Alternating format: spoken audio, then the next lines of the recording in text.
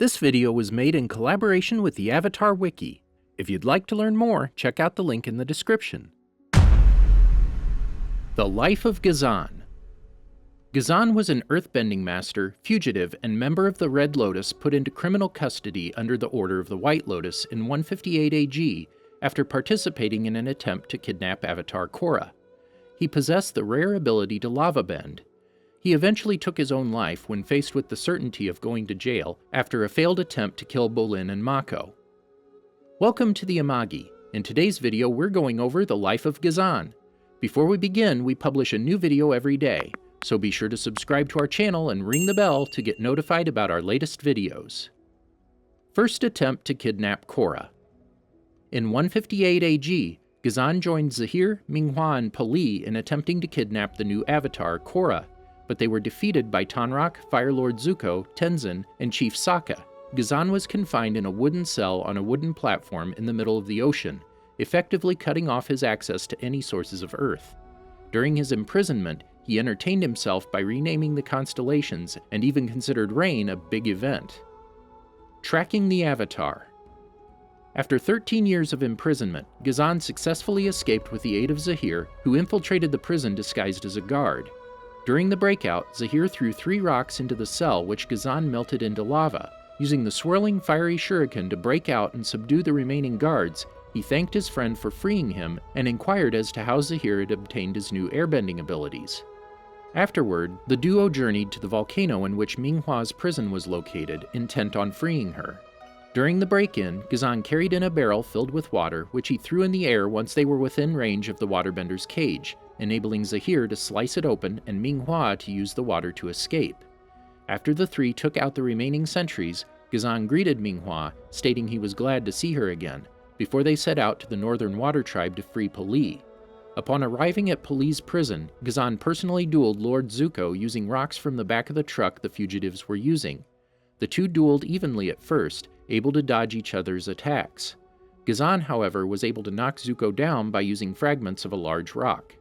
With Pali having been freed and the group's opponents defeated, they made their getaway with Ghazan driving their truck. At the sight of Zahir and Pali's romantic reunion, Ghazan got annoyed. The reunited team took up residence at an abandoned house in Republic City that had been overrun by spirit vines.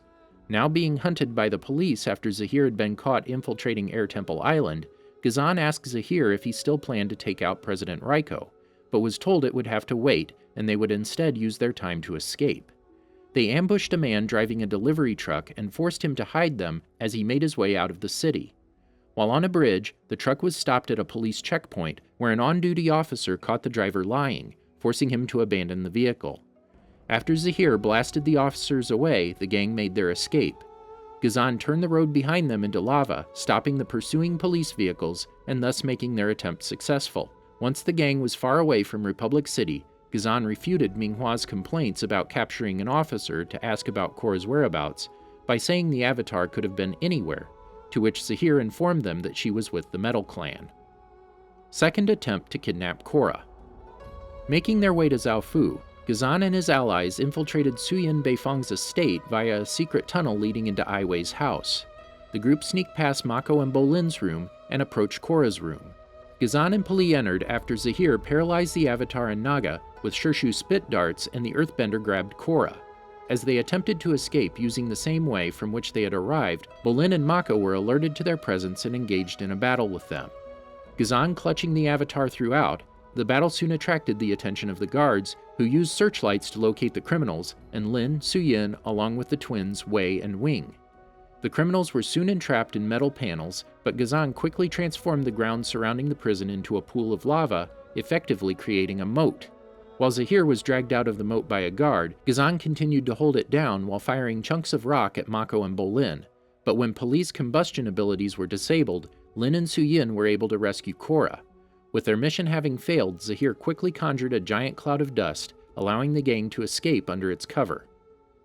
Misty Palm's Oasis. Ghazan and the rest of the Red Lotus later hid out inside a cave near the Misty Palms Oasis while they waited for Zahir to cross over into the spirit world to meet with Ai Wei. After crossing over, Ghazan and the other members waited until Zahir's body murmured Avatar Korra's location, the Misty Palms Inn. Ghazan and Minghua left to go capture her, while police stayed behind to protect Zahir's body. Upon arrival, the two noticed Asami riding away with Korra's body atop Naga. They began to pursue her, but were stopped by Mako and Bolin. Ghazan dealt with Bolin and was able to lavabend every rock barrier his opponent attempted to create, keeping him on the run. After effectively blocking one attack from Bolin, Ghazan fired 3 bolts of the molten rock, chasing Bolin into a nearby pool, where he was caught by Minghua in a sphere of water. Ghazan was instructed by his associate to try and catch Korra. The lavabender attempted to catch up with Korra and Asami, only for them to be captured by the Earth Queen's men instead. However, Ghazan and Minghua managed to capture and bring Mako and Bolin to the cave where the rest of the Red Lotus was camped out. While there, Zahir told the rest of the group that they would be headed to Ba Sing Se to recapture Korra. In Ba Sing Se. While en route to Ba Sing Se, Ghazan and Minghua guarded the bound-up brothers in the back of the truck while Zahir drove with police sitting next to him. With nothing else to do, the 4 in the back engaged in a conversation. Although Minghua and Ghazan deflected Mako's inquiries about their plans, stating that all they had to know was that the world would change for the better, they humored Bolin by answering his questions in regard to their time in prison. Ghazan revealed that even though he had been imprisoned for 13 years, it had felt like 30. After Minghua told Bolin that she usually made up stories about her guards, the young earthbender gave it a shot as well.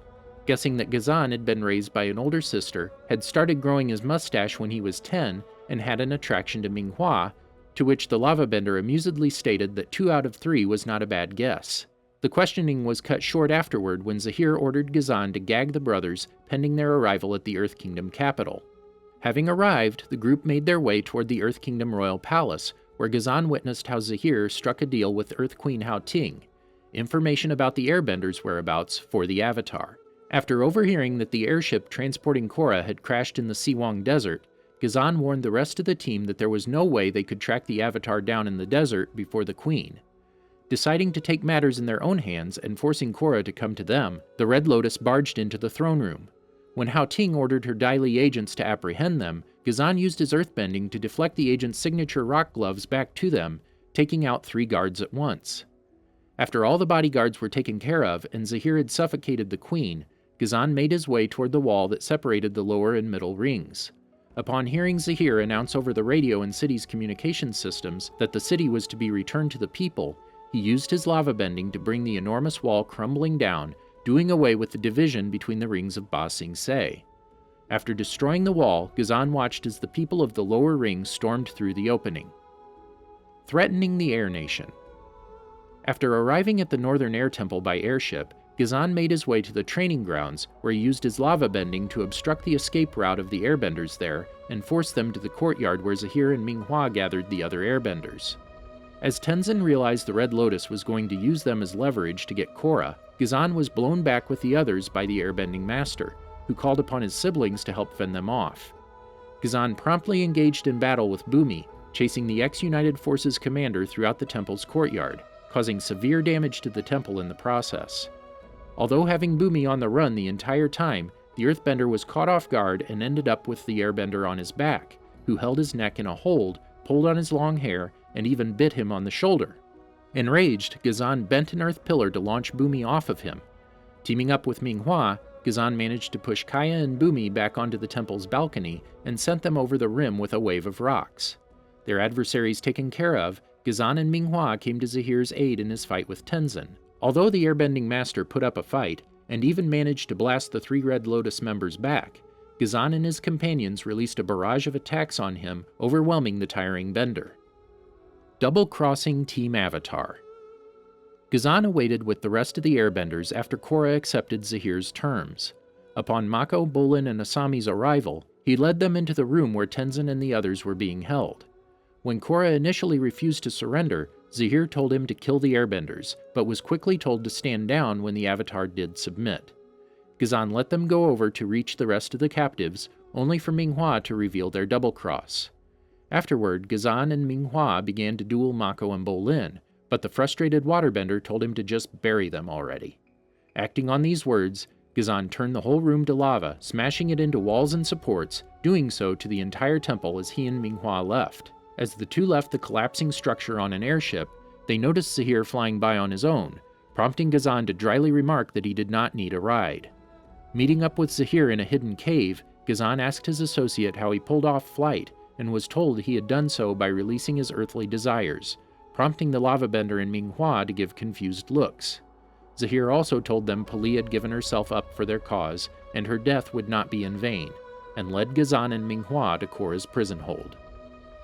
Final battle and death. At the prison hold, Ghazan stood by while a Red Lotus guard administered a poisoned substance to Korra which would trigger the Avatar state. Upon full activation, Ghazan and Minghua were told to attack so as to kill Korra and end the Avatar cycle. He prepared by turning the floor below Korra to lava. Watching her attempt to resist, the lavabender wondered why she was not staying in the Avatar state, to which he was told by Zahir to wait. She could not resist forever.